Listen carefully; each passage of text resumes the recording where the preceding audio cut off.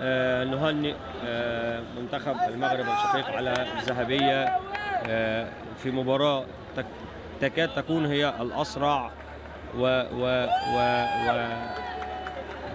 المباراة بسرعة كبيرة جدا.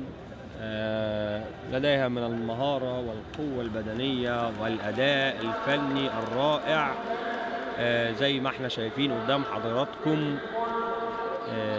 متمكنة ما شاء الله عليها، وبتخطف حركات ووصلت للتثبيت. وصلت زي ما احنا شايفين لتثبيت اللاعبة، وحصلت على 4 نقاط كاملة من خلال تثبيت اللاعبة لمدة 20 ثانية. نهنئ بطلة المغرب الشقيق ذهبية وزن 65 كيلو سيدات في نهائي بطولة افريقيا للسامبو.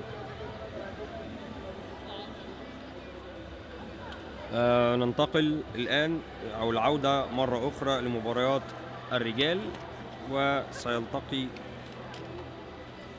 اللاعب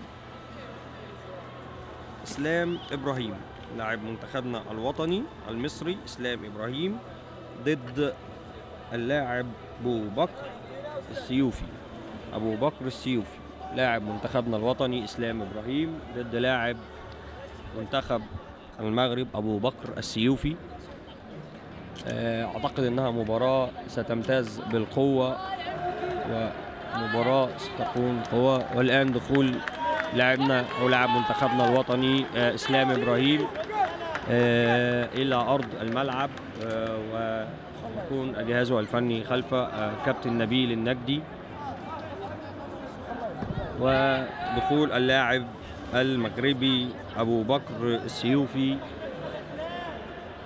إسلام بيسجد لربنا، وكل التوفيق والدعوات القلبية لبطلنا المصري إن شاء الله.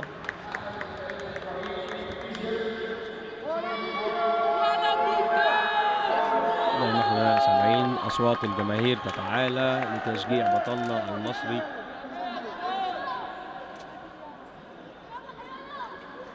تبدأ المباراة الآن، ويبدأ بطلنا المصري.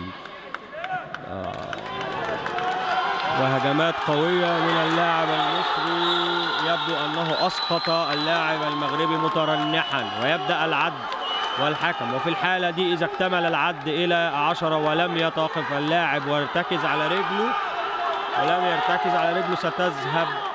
تنتهي المباراة.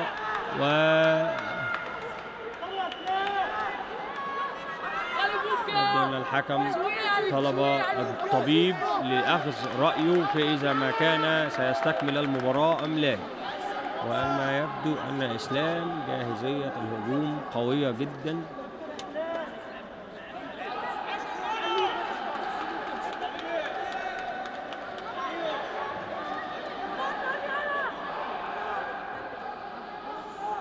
ونحن في انتظار رأي ماذا سيقرر الحكم. طبعا زي ما احنا عارفين في حالة استدعاء الطبيب بيكون في تايم بيشتغل ومدة زمنية، وفي حال ان الطبيب قرر عدم اكتمال اللاعب للمباراة بيكون بقرار الطبيب بإيقاف المباراة وتنتهي بفوز لاعبنا إسلام إن شاء الله. نرى الآن حتى الآن العداد شغال للتايم لاستدعاء الطبيب، والطبيب سيقول رأيه.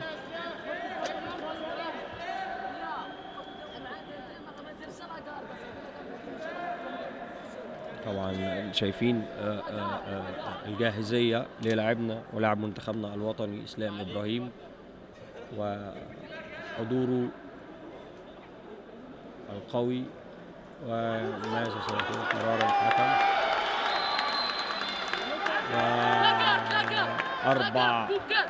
أربع نقاط صحيحة للاعب منتخبنا الوطني احتسبهم الحكم. 4 نقاط صحيحة احتسبهم الحكم، وما زال التايم متوقفا وتم استدعاء حكم المباراة.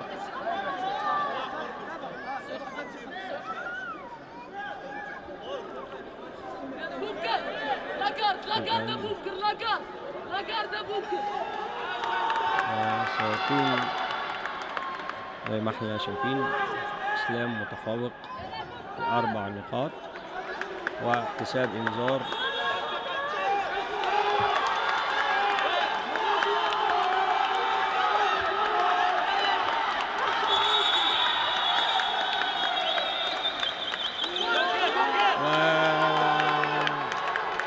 حكم المباراة ينهي النزال ويبدأ العد مرة أخرى.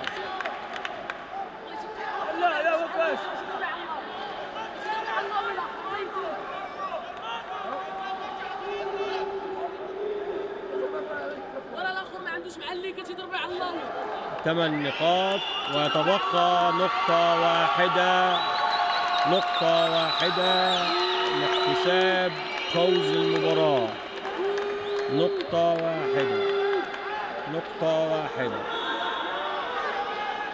واحدة يا بطلنا. 8-1 لمصر. وضربات طبعا زي ما احنا عارفين كل اللكمات لا تحتسب.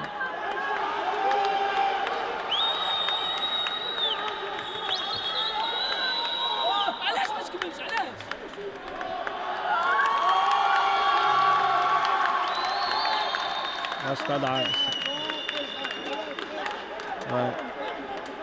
حكم رئيس لجنة الحكام يستدعي حكم الحلقة وحكم المنتصف لأخذ الرأي.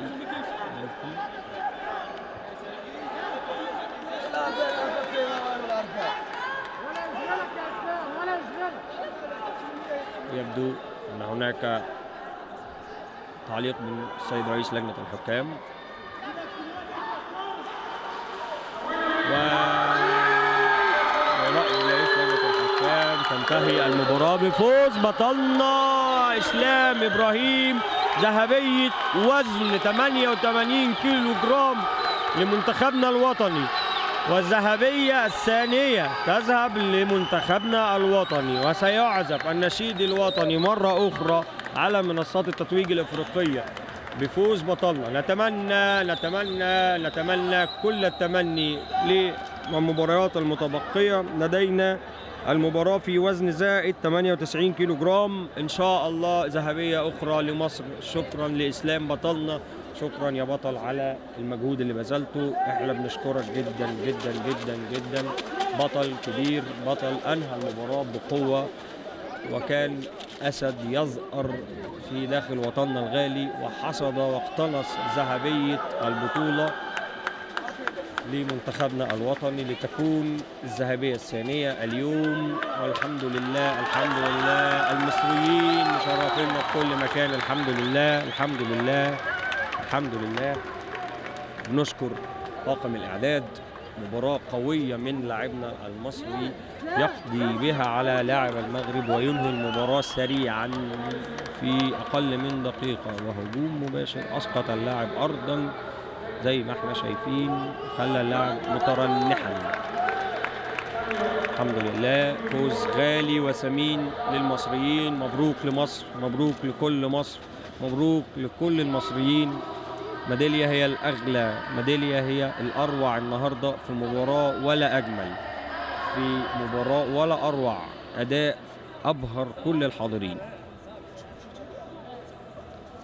مستمرين في التغطية معاكم، وعندنا مباراة قادمة في وزن 98 كيلو جرام بين لاعب منتخب الكاميرون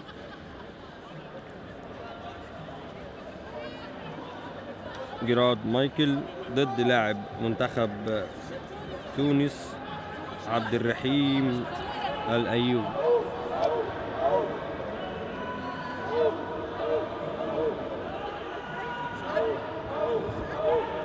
طبعا منتخب تونس لاعب المنتخب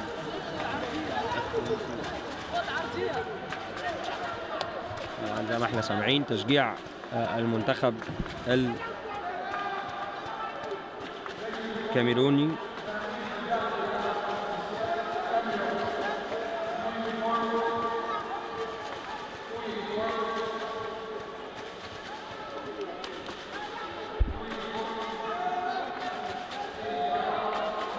ويكون عندنا في الركن الأزرق هو لاعب المنتخب التونسي. كل التوفيق للاعب المنتخب التونسي الشقيق، كل التوفيق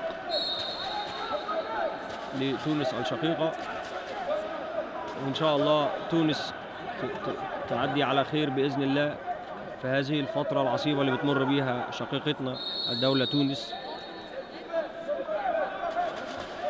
والحكم يوقف المباراة ويستكمل أداء قوي. يبدو أن لاعب تونس بيشير للحكم في إن في زي خربوش أو أن اللاعب ضرب بإصبعه على وجهه. طبعا مباراة لاعب الإيفواري يحصل على اللاعب الكاميروني يحصل على نقطتين صحيحتين من حركة فنية من إسقاط اللاعب التونسي. مباراة تمتاز بالقوة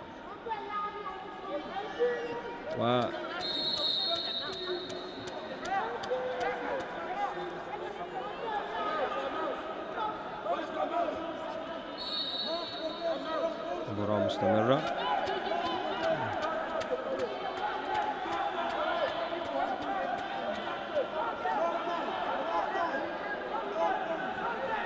ومحاولة من اللاعب التونسي لخطف اللاعب في حركة فنية لتعويض الفارق، وما زال الفارق دقيقتان حساب نقطة صحيحة للاعب المنتخب الإيفواري، وفي سقوط للاعب التونسي. ويبدو أن هناك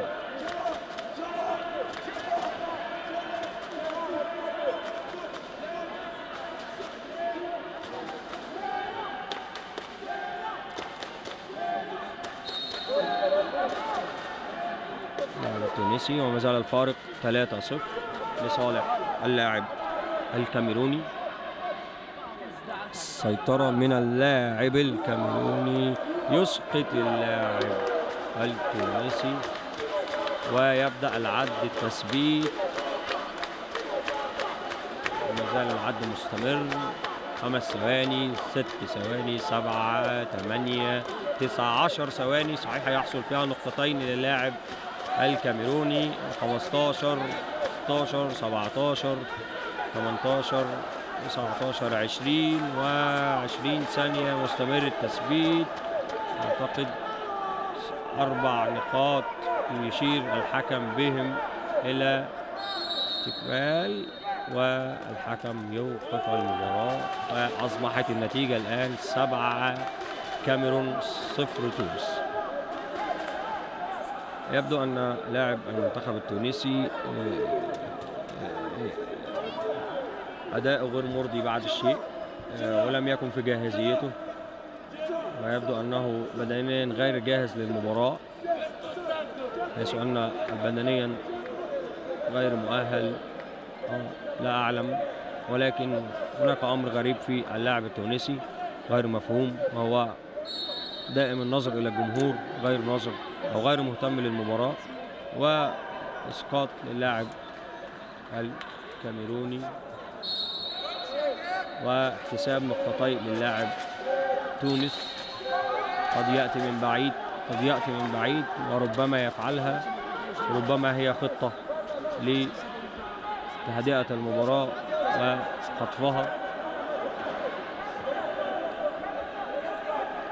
وما زال اللاعب التونسي يحاول، واللاعب الإيفواري أو اللاعب الكاميروني عفوا مسيطر، ويحاول خطف إخضاع ولا يتمكن.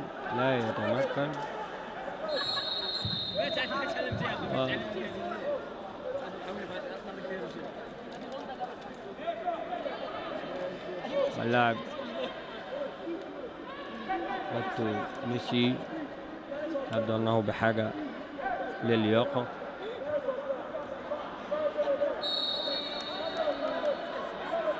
ويبدو القوة على لاعب المنتخب الكاميروني وحركة أخرى بنقطتين كاملتين للاعب منتخب الكاميرون.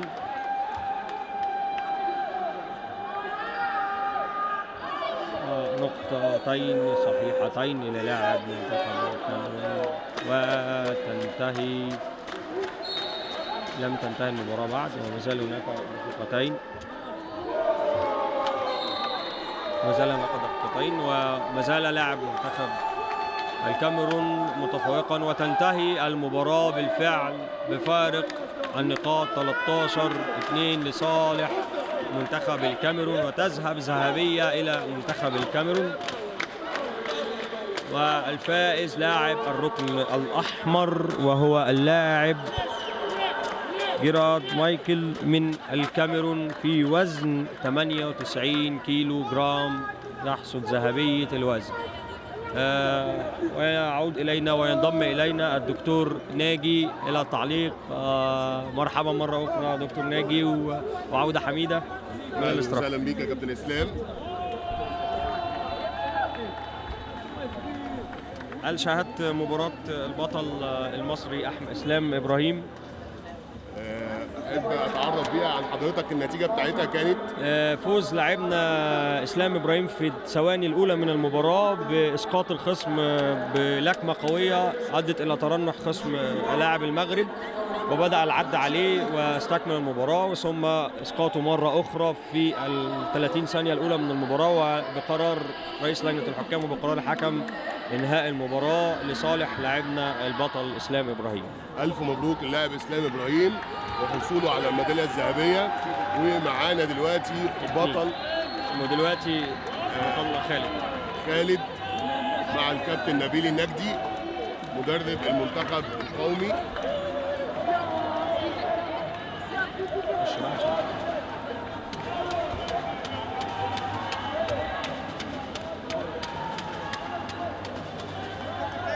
كل الأمنيات الطيبة لبطلنا المصري بالحصول على نتيجة المباراة بالفوز بإذن الله.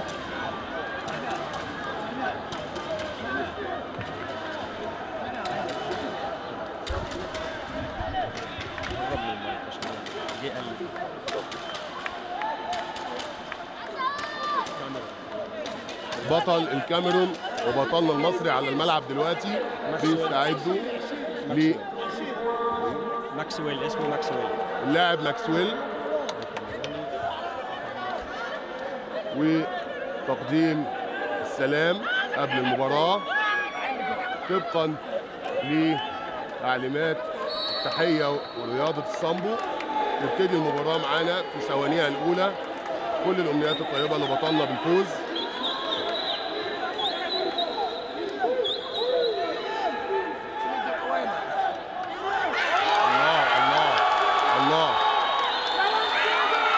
الله على التثبيت ومهارة الإخضاع.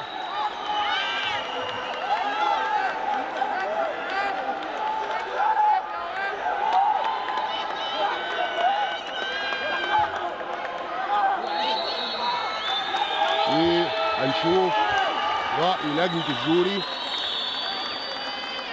تقريبا يا كابتن إسلام نقطتين. أعتقد المفروض يحتسب نقطتين لإسقاط اللاعب على ظهره وتثبيته أرضا، لكن هو ما عداد التثبيت ما اشتغلش على الشاشة، ما اشتغلش للأسف، فده معناه إن كان التثبيت ما كانش ثابت بشكل الكافي إن هو يقدر يعد عداد التثبيت. هنشوف رأي لجنة الحكام. هو المفروض في نقطة أعتقد أو نقطتين نتيجة الإسقاط اللي حصل، الحركة اللي أسقط فيها لاعب الكاميرون لاعبنا المصري خالد، أسقط فيها اللاعب الكاميروني. المفروض أعتقد أن هناك نقاط تحتسب، لا أعلم لماذا لم تحتسب حتى الآن. أعتقد سيكون هناك مراجعة للفيديو. بالفعل فعلا في مراجعة للفيديو جوري، وبتتوجه لجنة الحكام للنظر والفحص للحركة اللي فاتت. زي ما احنا شايفين على شاشتنا بتتعاد الحركة مرة ثانية، أو التثبيت واضح، للبطل الكاميروني. طبعا كل اللكمات اللي شايفينها دي ما فيهاش احتساب للنقاط الا في حاله ان اللعيب يسدد ركله يترنح منها اللعيب زي ما شفنا بطلنا المصري اثناء فوزه في المباراه السابقه. هنشوف دلوقتي قرار لجنه الحكام بعد ان شاء الله مشاهده ان شاء الله خير. الجوري. اعتقد سيكون في احتساب للنقاط، وبالفعل احتسب نقطه صحيحه للاعب منتخبنا الوطني، نقطه صحيحه.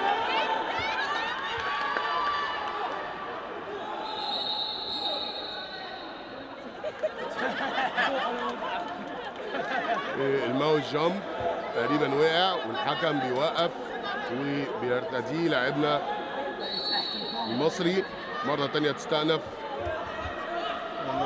المباراه.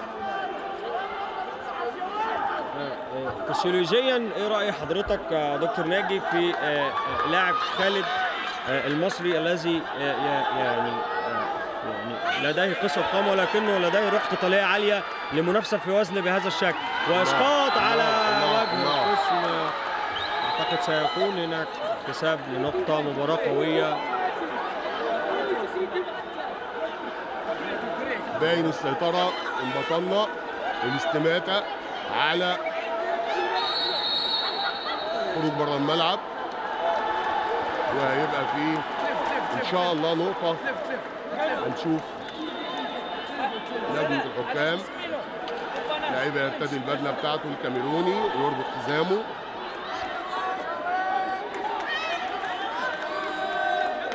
متبقي 3 ساعات. نرجع للسؤال اللي سألته لك يا دكتور، الرأي الفسيولوجي لخالد ان هو بينافس زي ما احنا شايفين فرق البنيان بين اللاعب المصري واللاعب الكاميروني.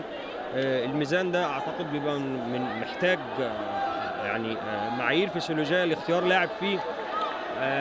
من وجهه نظرك اختيار الاداره الفنيه لمنتخب الوطني للاعب خالد فتحي رغم قصر قامته على هذا الوزن، تعليق حضرتك ايه على النقطه دي؟ طبعا في كل الرياضات بنلاقي في بعض الرياضات الانتقاء فيها مهم جدا في اختيار اللجنه الفنيه للعيب اللي بيمثل المنتخب القومي لكل بلد. احنا شايفين هنا ان خالد قادر يتغلب هو وجهازه الفني على الحته ديت، ان هو بيضيق المسافه ويحاول يسقط ارضا وياخد اللعيب الكاميروني بوضع معين للطرحه بيحقق فيها نتيجه زي ما شفنا النقطه اللي هو جابها. ان شاء الله يقدر ينفذ اهوت، وفعلا نفس الكلام اللي سيادتك اشرت ليه، واللعيب يحاول المصري انه يسقط فنيا لتحت وياخد حركه طرح اللعيب الكاميروني ارضا. ان شاء الله يقدر ينفذ. دلوقتي عايزين نخرج، الحمد لله احنا خارج الملعب، لكن اثناء الوضعيه تقريبا في السقوط حصل على نقطتين، حصل اللعيب الكاميروني على نقطتين. ان شاء الله لاعبنا خالد فتحي يقدر انه يرجع النتيجه تاني ويمكن كمان يتقدم باذن الله ان شاء الله. لكمه مستقيمه شمال طبعا من غير احتساب نقاط لانها مش مؤثره، التاثير الواضح على اللعيب الكاميروني بالترنح او الكب. اعتقد ان خالد ممكن يتميز بس قصر قامته في اصطياده لركلات اللاعب الكاميروني. هو واضح انه بيلعب كاونتر اتاك وفعلا بيحقق دوت. انذار غريب، هل اللعب سلبي مثلا؟ واعتراض من اللجنه الفنيه المصريه على الانذار اللي اداه الحكم، وان شاء الله نقدر نرجع النتيجه تاني بالتعادل ثم التقدم. جميل قوي جميل قوي.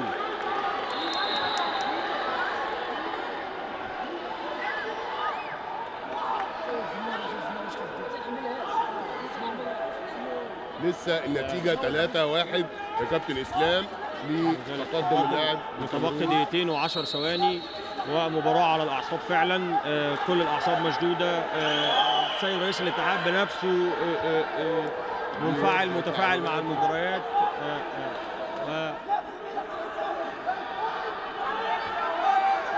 راح كل الجمهور مباراة قوية جدا، كل الجمهور متفاعل معاها، وترقب واضح جدا لكلا اللاعبين من لجنة الحكام. ومحاولة من بطلنا.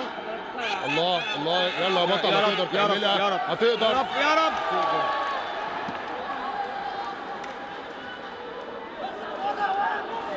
هنقدر نخرج.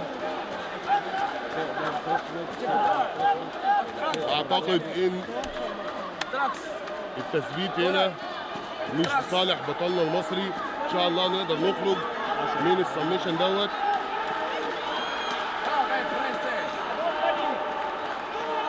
20 ثانية تثبيت وبيحصل على 4 نقاط كاملة. 4 نقاط لبطل الكاميرون.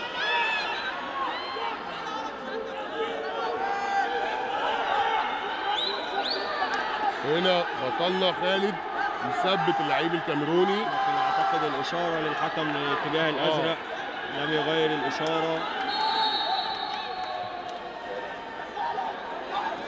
هل التثبيت هنا مش واضح بالنسبه للحكم عشان يفتح التايم؟ اعتقد ان كان في محاوله لاعب الكاميرون لاخذ حركه اخضاع وهي الارم بار، فاحتسبت لصالح الركن الازرق مش الاحمر، لان كان محاوله حركه فنيه من الركن الازرق، فبالتالي يتجه هنا العداد لاحتساب المحاوله لحركه فنيه. النتيجه الان 6-1، 6 لاعب الكاميرون، 1 لاعب المنتخب الوطني المصري. خالد فتحي البطل بصراحه يؤدي اعلى ما في وسعه. 26 ثانية إن شاء الله نلحق نعوض. النتيجة مش كبيرة. يلا يا بطل، لازم تاخد وضعية دلوقتي بالسقوط وتثبيت اللعيب. 12 ثانية مش كفاية.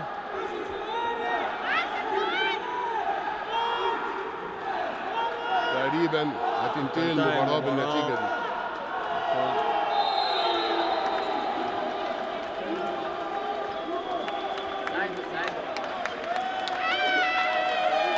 هارد لك لبطلنا المصري اللي أدى مباراة بشجاعة في منافساته الأولى ببطولة أفريقيا ال15 لرياضة السامبو على ملعب استاد القاهرة الدولي صالة 2 بجمهورية مصر العربية.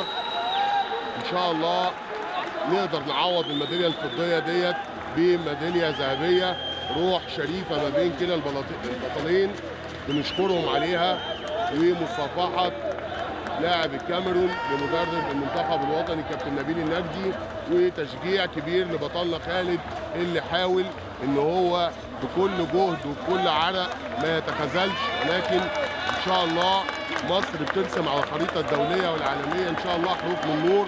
ان شاء الله نحصل على ترتيب عام في البطوله الافريقيه القادمه باذن الله. باذن الله. وبكده تنتهي مباريات اليوم، ودي كانت اخر مباراه معانا النهارده بين مصر والكاميرون. احنا كده عندنا 2 فضه و2 ذهب لمصر في منافسات اليوم الثاني من بطوله افريقيا المقامه في استاد القاهره. الحمد لله النتيجه زادت كده يا كوتش. يعني كابتن اسلام واضح الفارق ما بين امبارح ميداليتين برونز وواحده فضه، النهارده التارجت عالي ما شاء الله، وقدرنا نحصل على النتائج الازيد والاسمن لمنتخب مصر لرياضه السامبو. ان شاء الله احنا لسه عندنا منافسات بكره مستمره، ومنافسات سامبو بيتش بكره، وطبعا هيمثلها لاعبي منتخب مصر برضو. ان شاء الله نامل على حصول المزيد من الميداليات الذهبيه فيها باذن الله. احنا عارفين ان المنافسه بتاعت بكره دي بتبقى مش مقامه على بساط زي ما احنا شايفين النهارده، ولكن مقامه على ارض من وضعيه الرمله. وبيبقى المنافسات فيها نحب ناخد فكره ان شاء الله بكره عشان المشاهدين ان شاء الله ينتظرونا بمنافسات قويه، ونعرف الفرق ما بين المنافسات بتاعه النهارده وان شاء الله المنافسات بتاعه بكره باذن الله. احنا بكره هنبقى ننتقل للستايل الثالث وهو السامبو بيتش، اللي المفروض بيتلعب على زي ما قال دكتور ناجي ونوه ان بيتلعب على ارض رمليه مش بساط.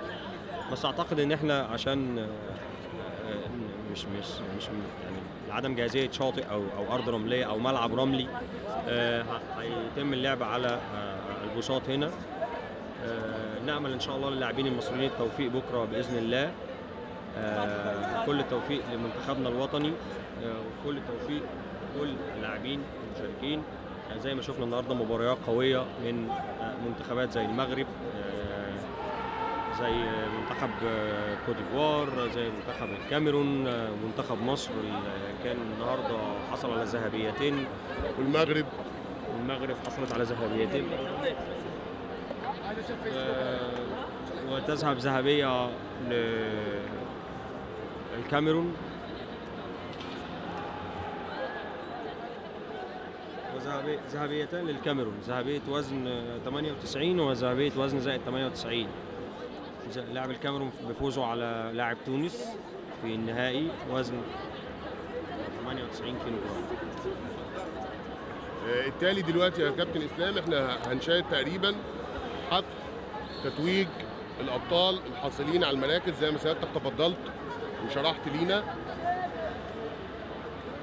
بيبقى موجود معانا في منصه التتويج السيد رئيس الاتحاد المصري والاتحاد الافريقي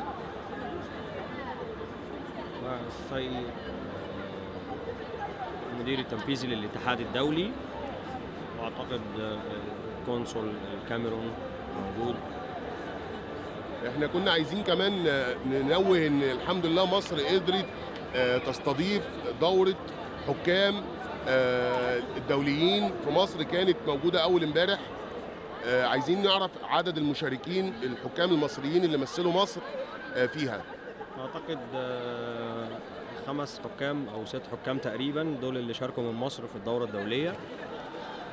طبعا احنا عندنا حكامنا الدوليين كابتن زينب مأمون حكم في الصامبو وحكم دولي، وكانت هي اللي بتحكم مباراة اليوم بين لاعبة منتخب المغرب ولاعبة منتخب مالي، واللي فازت فيها لاعبة منتخب المغرب في الثواني الأولى من المباراة بإسقاط اللاعبة ب8 نقاط كاملة في أول المباراة. وشفنا تقريبا كابتن نورة أنور حكمنا الدولي أيضا، والكابتن أحمد إبراهيم وكابتن محمد الزعيم والكابتن إسلام خالد والكابتن محمد شطة، والحكمنا الدولي الكابتن هاني شاهين.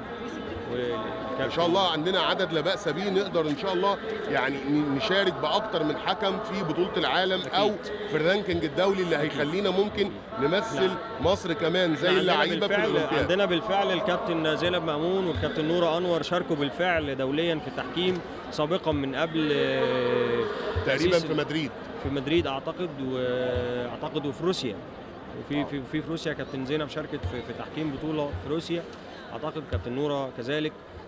فاحنا الحمد لله عندنا حكام مميزين ولهم باع جيد جدا في رياضة السامبو، ونأمل ان مصر دايما محافظة على تواجدها الدولي اكتر من المحلي.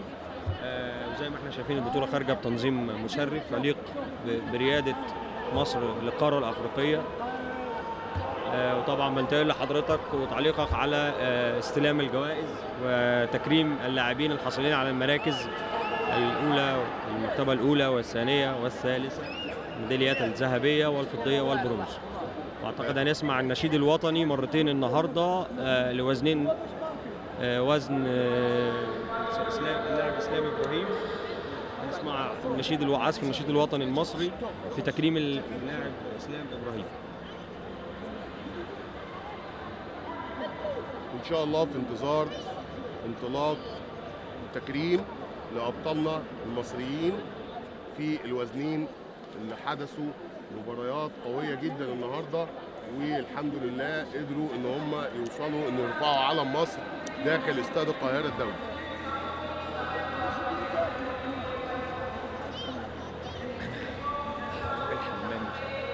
طبعا انا بشكرك دكتور على استضافتك ليا في التعليق جنب سيادتك. كابتن اسلام يعني دايما متجمعين دايما على كل فرح يخص جمهوريه مصر العربيه في كل الرياضات. استفدنا جدا من معلوماتك النهارده، ربنا يبارك فيك. بنشكرك دايما وبنامل فيك المسؤوليه اللي حضرتك واخدها عن عاتقك في منتخب مصر للشباب او المنتخب الاولمبي للكيك بوكسنج بإذن الله. ان شاء الله نهنيك في اقرب بطوله قادمه باذن الله وانت بتقود تدريبك ليه. يا رب. انا بشكرك جدا يا دكتور، بشكرك جدا وسعدت جدا بتواجدي جنب حضرتك. شكرا.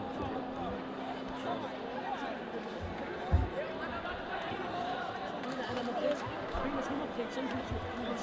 بنواصل تاني بطولتنا في النهائيات وفي الختام لليوم الثاني مع معلقكم نادي ناجي من قناة النيل الرياضة بختام بطولة أفريقيا للسامبو مصر 2021 المقامة باستاد القاهرة الدولي صالة 2.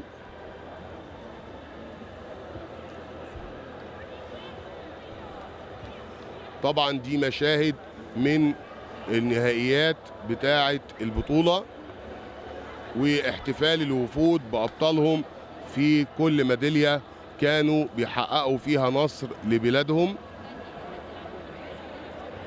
إن شاء الله آملين إن كل القارة الأفريقية تشرفنا دايما بوجودها في جمهورية مصر العربية، لأن مصر الحمد لله رب العالمين دايما بتتمتع بالريادة في احتضان كافة القارة الأفريقية أيا كان في المجال الرياضي أو المجال الاقتصادي أو المجال السياسي. الحمد لله رب العالمين احنا دايما بنحافظ على الصداقة والود والتعاون ما بين كل القارة الأفريقية.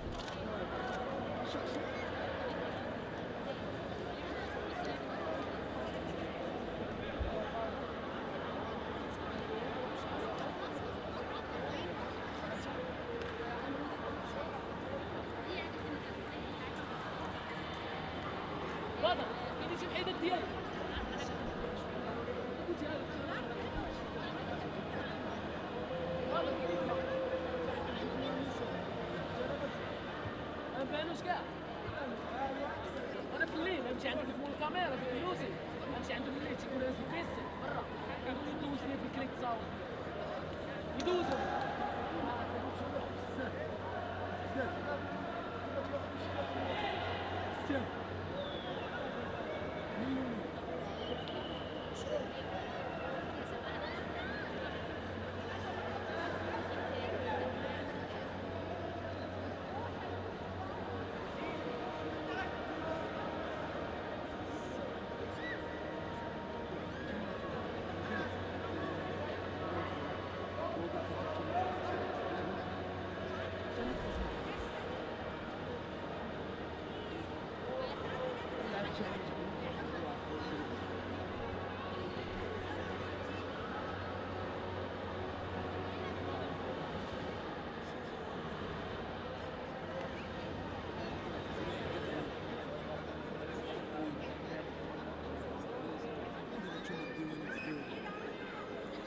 شعور جميل، شعور الفوز وتحقيق الميدالية الذهبية لأبطالنا المصريين اللي بيشرفونا وبيرفعوا علم جمهورية مصر العربية في بطولة أفريقيا للسامبو.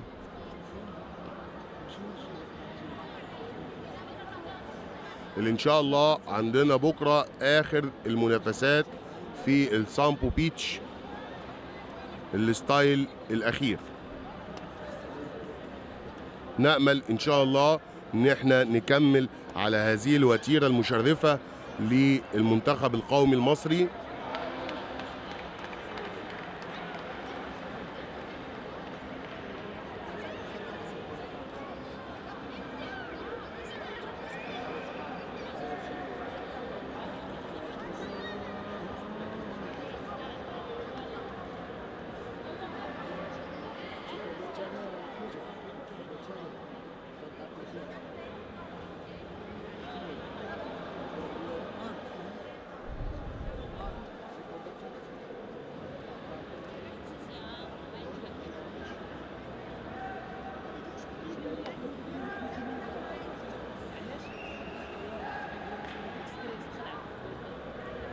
احنا كنا عايزين نهني كل الأبطال المصريين من خلال قناة النيل الرياضة الحاصلين على المراكز في أولمبياد طوكيو، واللي كمان صعدوا للدور قبل النهائي وربع النهائي في رياضة كرة القدم ورياضة كرة اليد.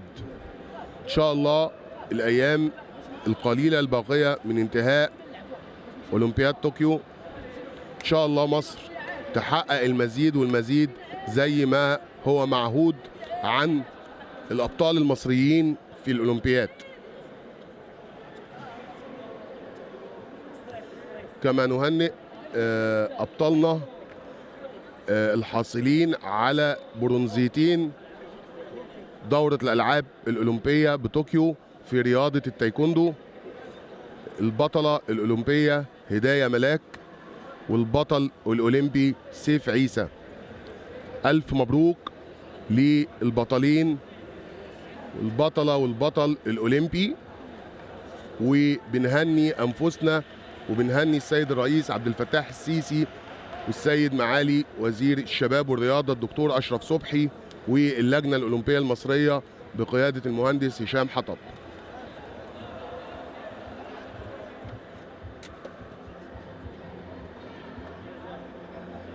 إن شاء الله على وعد بإذن الله في رياضة السامبو في أولمبياد باريس 2024 نهنئ أنفسنا أيضا بحصول مصر على أولى الميداليات الأولمبية في تاريخ هذه الرياضة.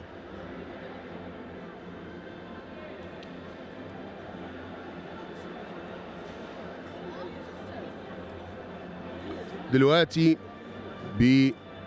بيطلع على منصة التتويج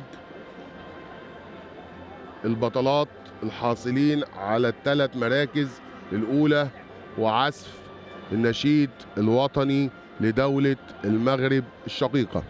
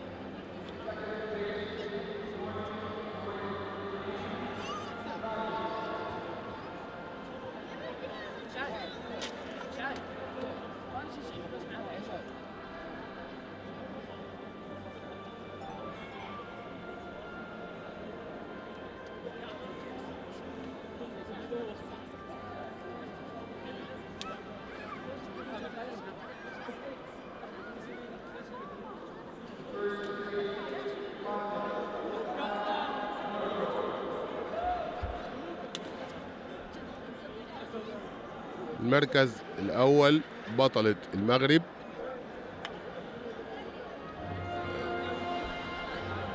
السلام الوطني لدولة المغرب الشقيقة.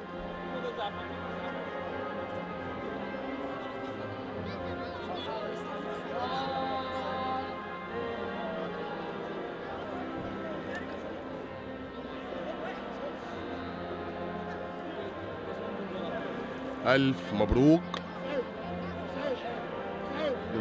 للبطلات.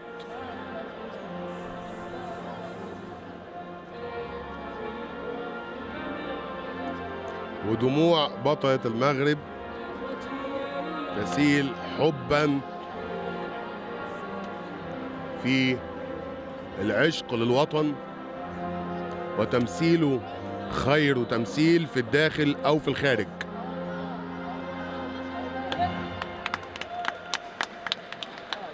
ألف مبروك.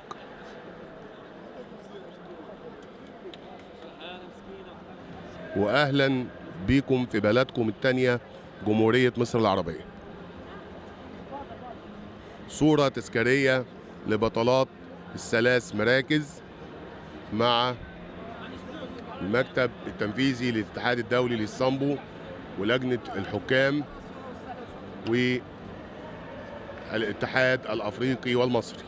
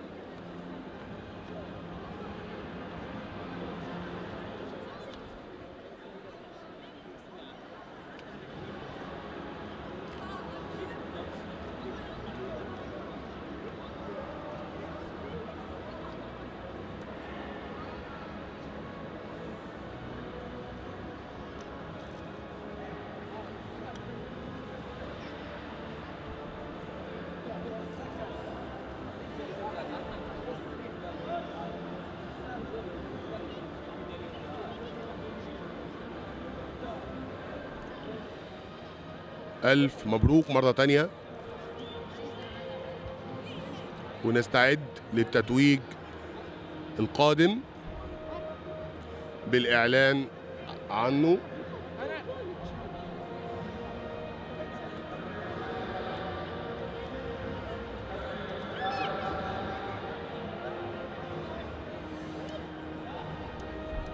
مع الإذاعة الداخلية للجنة التنظيم بالبطولة.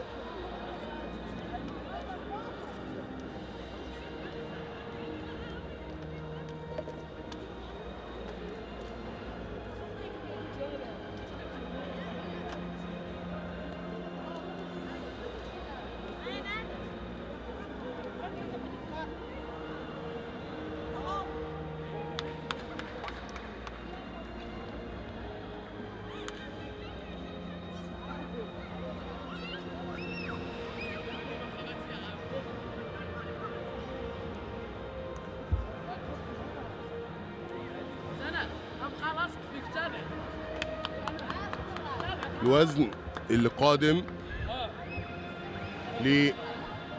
لبطلنا أحمد إسماعيل.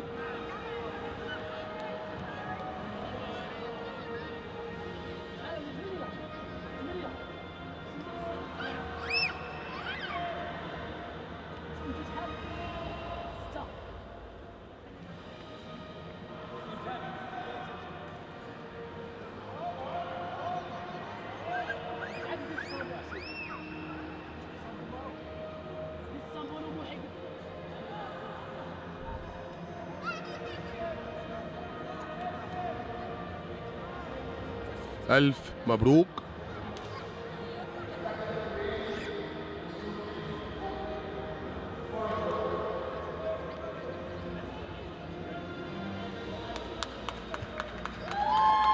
ألف مبروك لبطل مصر أحمد إسماعيل والميدالية الذهبية.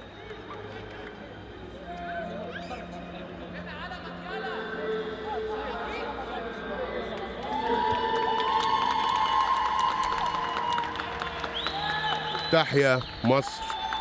ألف مبروك، ألف مبروك.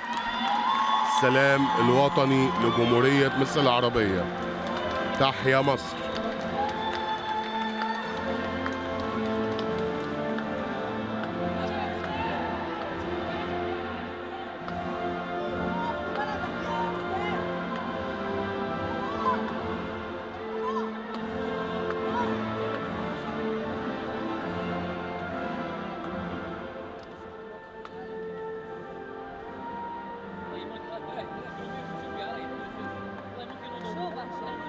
طيب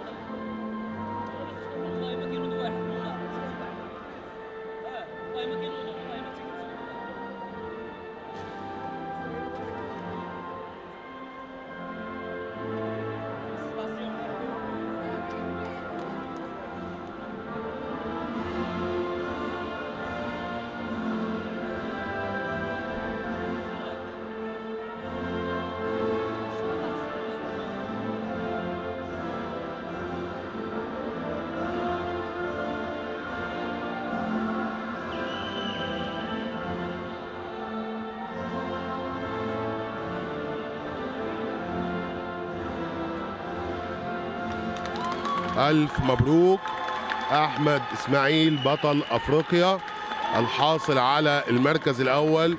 ألف مبروك للاتحاد المصري للكيك بوكسينج، لجنة العليا لرياضة السامبو برئاسة الكابتن محمد صبيح ومجلس إدارته. ألف مبروك للدكتور أشرف صبحي وزير الشباب والرياضة. ألف مبروك لراعي الرياضة في مصر السيد الرئيس عبد الفتاح السيسي. ألف مبروك لكل مصري، ألف مبروك لكل محبي رياضات الدفاع عن النفس.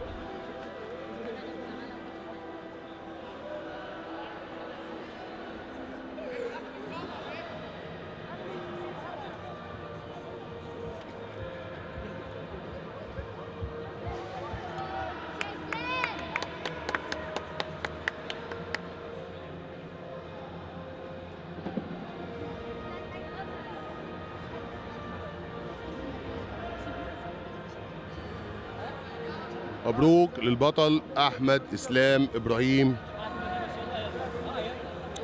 حصوله على الميدالية الذهبية في بطولة أفريقيا للسامبو.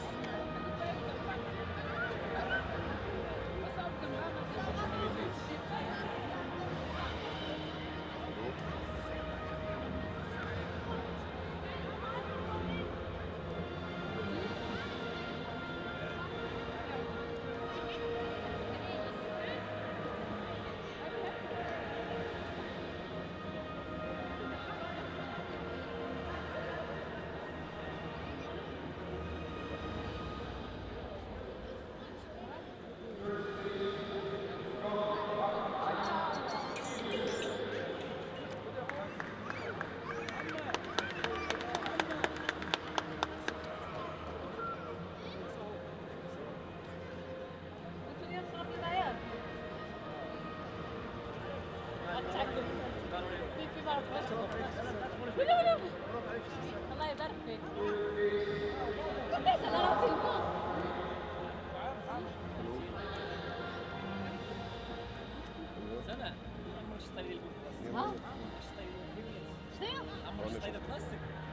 عمرك شتي؟ عمرك ستايلة بلاستيك. عبزاني ليه؟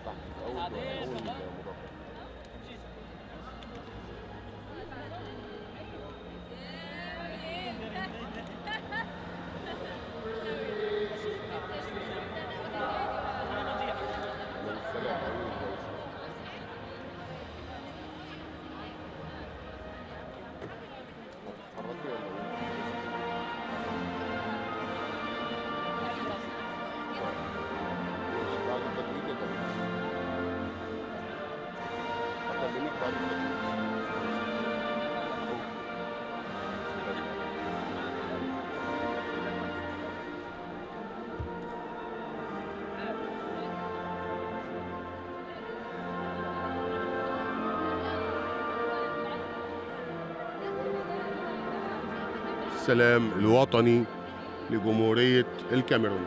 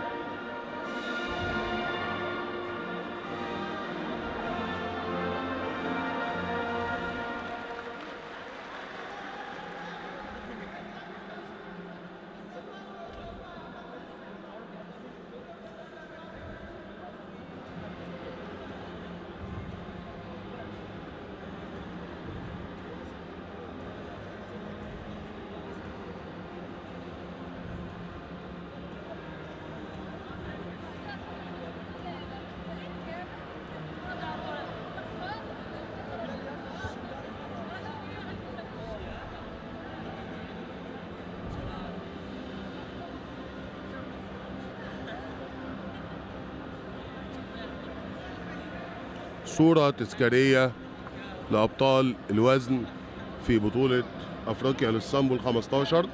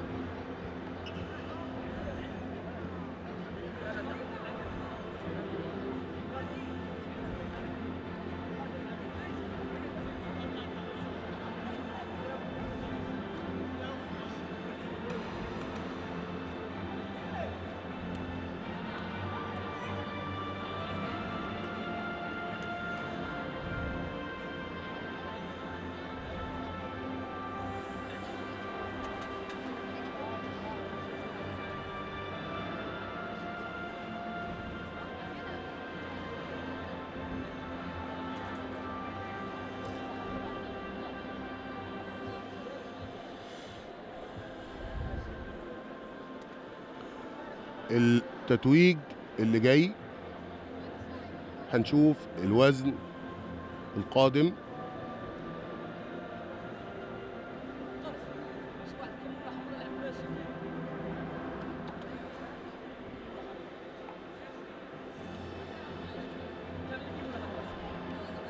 سعادة الوفود المشاركة بالبطولة وإصرارهم على الحضور في المنافسة القوية اللي بتجمع 16 دولة في بطولة أفريقيا لرياضة السامبو المقامة بجمهورية مصر العربية، استاد القاهرة الدولي.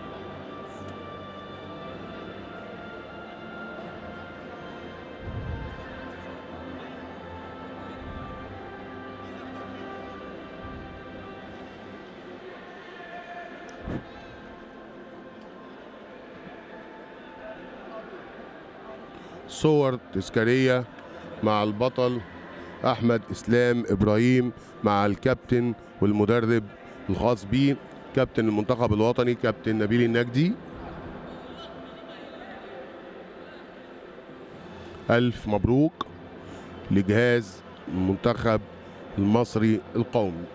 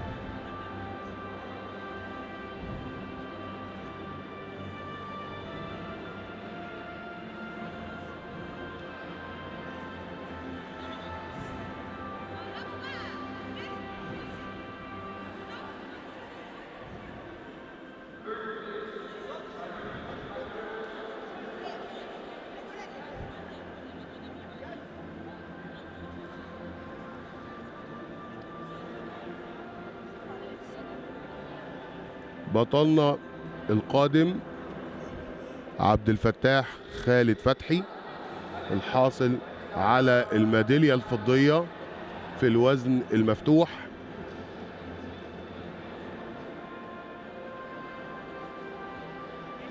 عمل مباراة أكثر من جيدة وتحمل فيها فارق الطول، وفعلا قدر يسيطر على المباراة بشكل كبير، والفارق كان صغير جدا ما بينه وما بين بطل الكاميرون، إلا إن في الثواني الأخيرة انتهت بفوز بطل الكاميرون. هنا مصافحة رئيس الاتحاد المصري كابتن محمد صبيح لبطلنا الوحش وحصوله على الميدالية الفضية وتتويجه بيها. ألف مبروك للبطل المصري، وإن شاء الله نحصل على الذهبية في البطولات المقبلة. ومما هو جدير بالذكر إن دي البطولة الأولى لمنتخب مصر. بطل الكاميرون بيقلد بالميدالية الذهبية. صورة تذكارية بتجمع الوفود والسلام الوطني لدولة الكاميرون.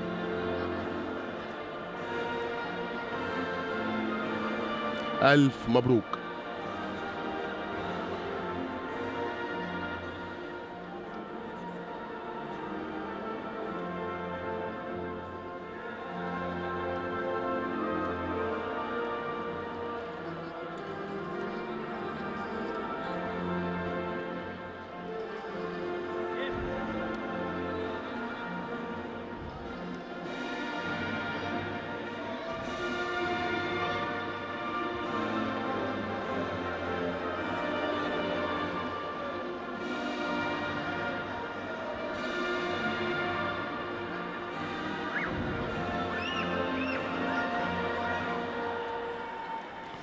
ألف مبروك للأبطال الثلاثة، وصورة تجمع تاريخ البطولة ال15 لبطولة أفريقيا للسامبو.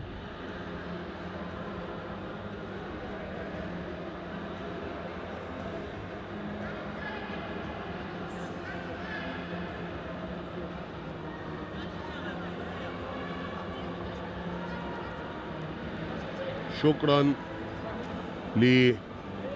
لأبطال الوزن المفتوح، وألف مبروك لكل القارة الأفريقية ولبطلنا المصري خالد فتحي.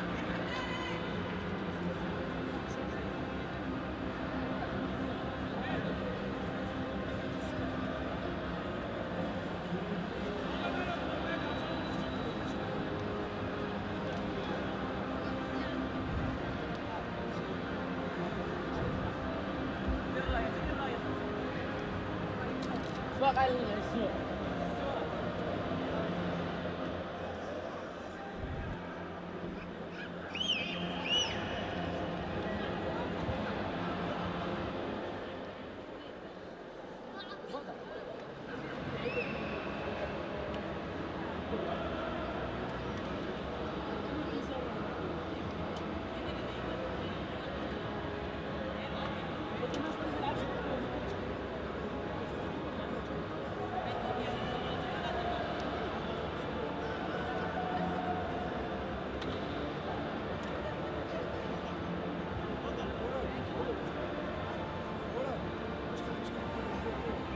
صورة تذكارية مع الحكام ورئيس الاتحاد المصري والأبطال الثلاثة.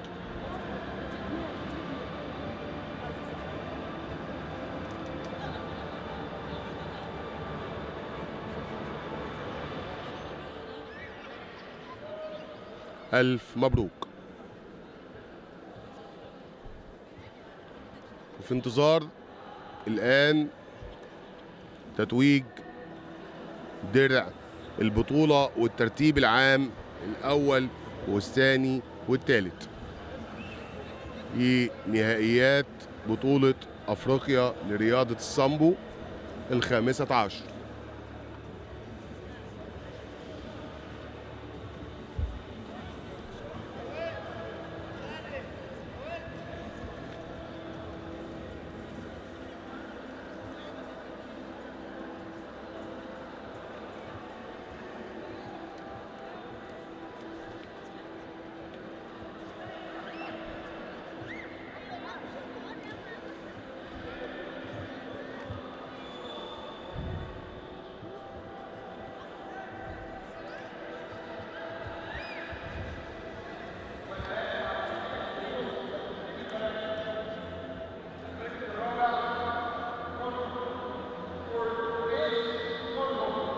الكونغو حصلت على المركز الرابع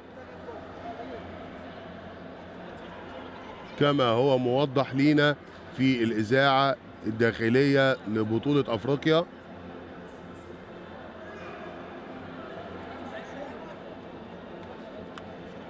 ألف مبروك لدولة الكونغو الشقيقة.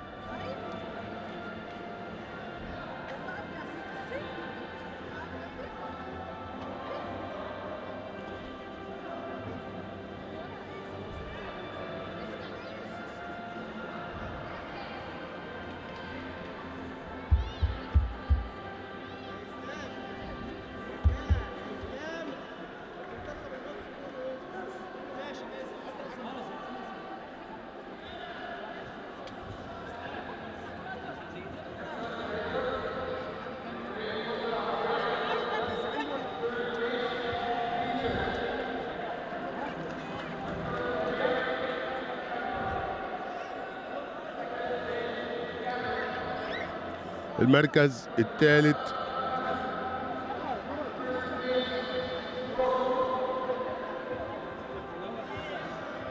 منتخب مصر، يتسلم الكاس رئيس الاتحاد المصري للكيك بوكسينج اللجنة العليا لرياضة السامبو.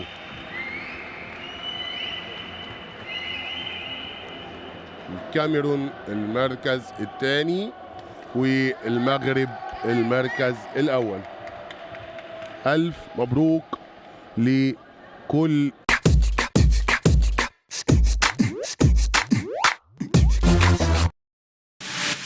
Let's go.